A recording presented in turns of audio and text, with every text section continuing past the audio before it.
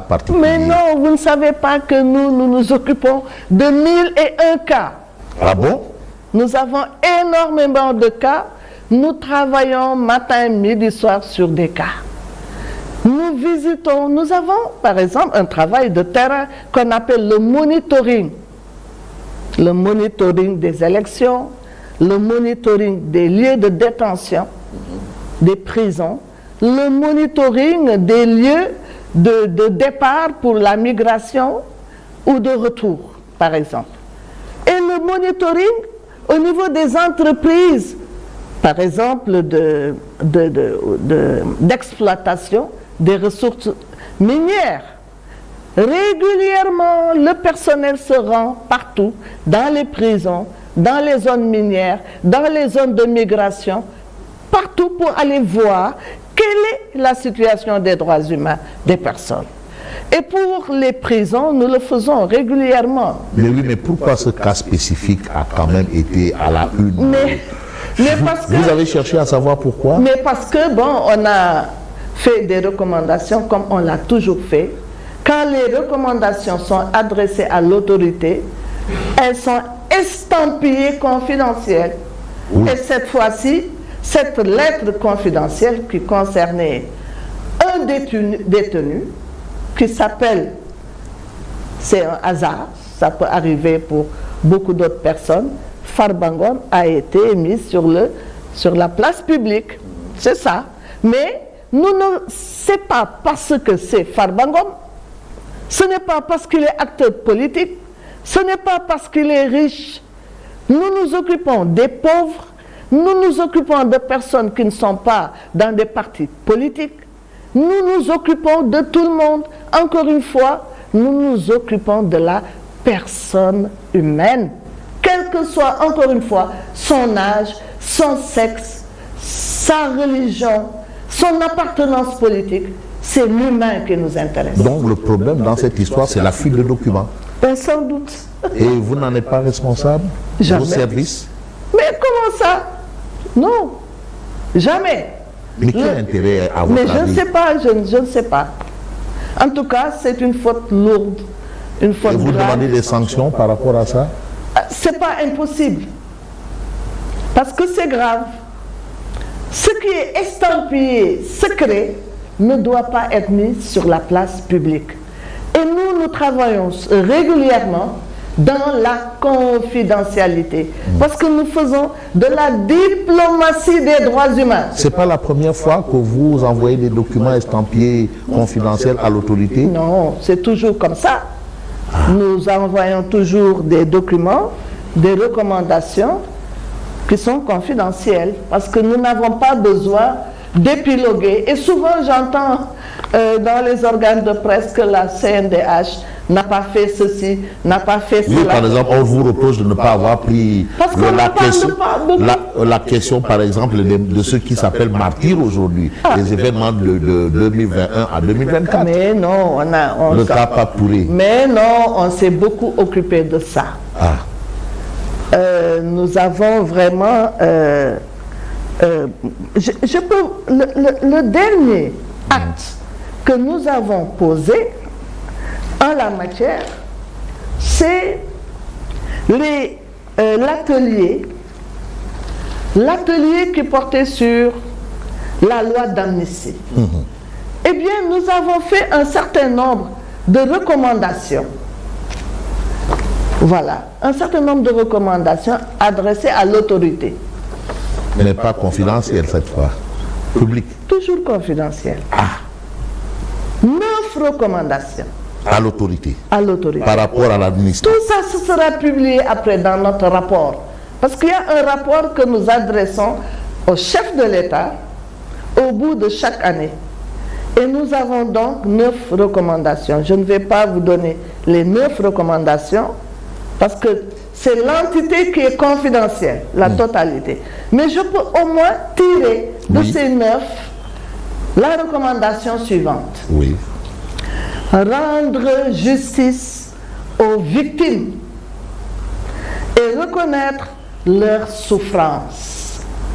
Ça, c'était en mars 2025. Rendre justice aux victimes et reconnaître leur souffrance en prenant en compte les dimensions économiques, sociales, culturelles et morales à travers la mise en place d'une commission d'indemnisation. Une commission d'indemnisation. Mais outre la commission d'indemnisation, nous avons suggéré que l'on mette en place une commission justice, vérité, réconciliation. Ce n'est pas la première fois que nous travaillons sur ça. Dans ce bureau, on a fait un live, nous avons parlé de cette souffrance. Et il a fait. Ça a été fait, il est venu déposer un courrier de demande d'audience à un moment où nous étions sur le terrain dans un atelier que nous organisions nous-mêmes, d'autres activités, et je devais tout de suite aller en congé. Et l'assistante leur a fait savoir que le professeur va en congé, mais dès son retour, il vous recevra. Et c'est ce que nous avons fait. Nous les avons saisis pour leur dire que nous les recevons. Donc nous ça, recevons tout le monde. C'était avant ou après la fuite de cette lettre confidentielle? Non, ce que j'ai dit dans le live, c'était en mi-juillet. C'est le 29 juillet. Le 29 juillet, la veille de mon départ en congé, que l'assistante les a appelés pour leur dire que le professeur part en congé, parce que le 29 c'était un vendredi, samedi, dimanche, je devais partir en congé, mais dès son retour, elle va vous recevoir. Vous l'avez fait, vous l'avez reçu à votre retour? Nous les avons reçus hier. C'était dans notre programme déjà. Ah d'accord. Donc c'était déjà programmé. Voilà. Donc c'était dit. Le live de Pa Hassan circule. Ça a été fait. Et nous le faisons avec tout le monde, hein, je vous dis. Nous avons un service des plaintes ouvert à tout le monde. Et même la CNDH elle-même, la commission, a un site internet avec une rubrique dépôt de plainte. Toute personne qui a des plaintes dans le domaine des droits humains peut déposer une plainte dans le site de la CNDH. Nous travaillons énormément, mais nous ne sommes pas la société civile. Nous avons une démarche administrative. Nous ne sommes pas membres de la société civile, nous sommes une autorité administrative indépendante. Donc notre manière de faire diffère de celle de la société civile. Normal. La société civile, oui, bon, elle dénonce souvent, c'est normal. Elle communique beaucoup, c'est normal. Mais nous, par moment, évidemment, il nous arrive de communiquer, mais de façon conforme à nos missions. Mais nous agissons vraiment. Mais dans les recommandations, pour en parler encore par rapport à la situation de 2021 à 2024, où vous disiez que vraiment il faut rendre justice, il faut une commission réconciliation et dédommagement, bref, entre autres, vous pensez que tout ça peut être possible sans l'abrogation de la loi d'amnistie? Alors moi, ne me parlez pas de loi d'amnistie. Ah bon?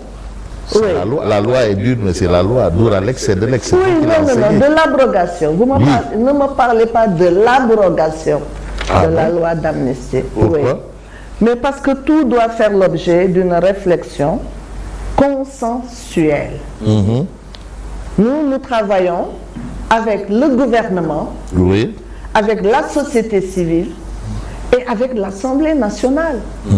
Ce sont des principes des Nations Unies qui s'appelle Principe de Paris 1993, qui demande que nous travaillions, que nous soyons en étroite collaboration avec l'Assemblée nationale.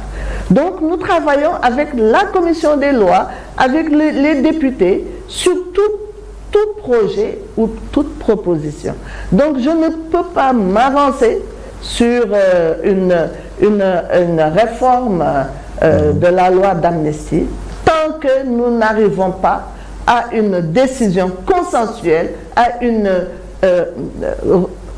à une recommandation consensuelle sur cette question. Mais cette recommandation, est-ce qu'elle n'est pas freinée justement par cette loi d'amnistie? En tout cas, ce que je veux vous dire, c'est que ce n'est pas comme ça que nous réagissons. Nous ne réagissons pas à la Fabrice Nguema. J'ai dit à Fabrice que c'est de façon... Nous organisons des ateliers de réflexion, c'est ça, avec tous les acteurs qui peuvent apporter leur contribution. Et c'est sur cette base que nous pouvons donner une position éclairée. Pour ce qui est de la loi interprétative, nous l'avions fait. Oui, vous aviez pris position. Oui, c'était un atelier de réflexion. Oui. Avec des acteurs venant du gouvernement, surtout du Parlement, des parlements, des universités, de la société civile, des syndicats, pour arriver à la conclusion qu'il fallait peut-être être prudent dans un premier temps, mieux réfléchir et au besoin demander conseil au Conseil constitutionnel. Mais vous n'avez pas été entendu. En tout cas, la loi a été votée. Et vous n'avez pas été entendu à l'époque. Oui, mais peut-être que à leur corps défendant, c'était un peu tard. Ils avaient déjà lancé le programme de vote de la loi, mais j'ai beaucoup regretté que le Conseil constitutionnel n'ait pas été interrogé avant le débat sur le vote de la loi à l'Assemblée nationale. Finalement, l'histoire vous a donné raison. C'est ça aussi. Mais vous savez, nous...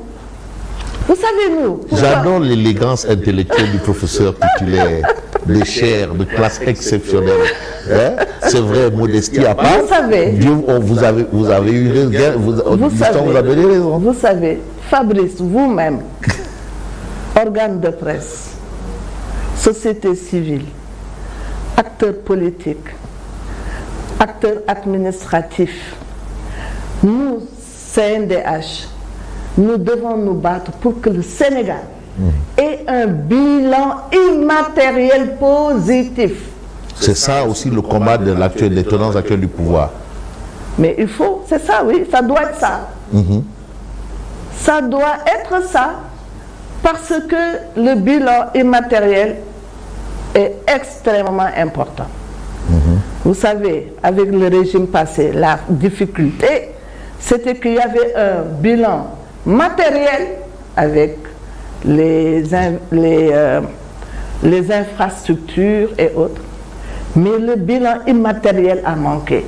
C'est-à-dire qu'on ne s'est pas occupé des droits humains.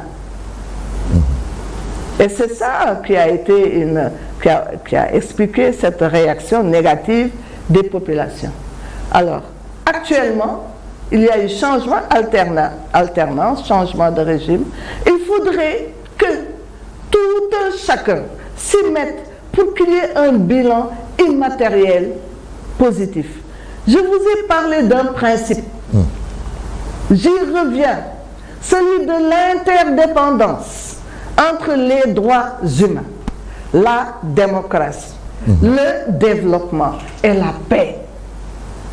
Donc, les droits humains, il faut s'en occuper. Les victimes, là, mais il faut s'occuper de leurs problèmes, de leurs souffrances, n'est-ce pas?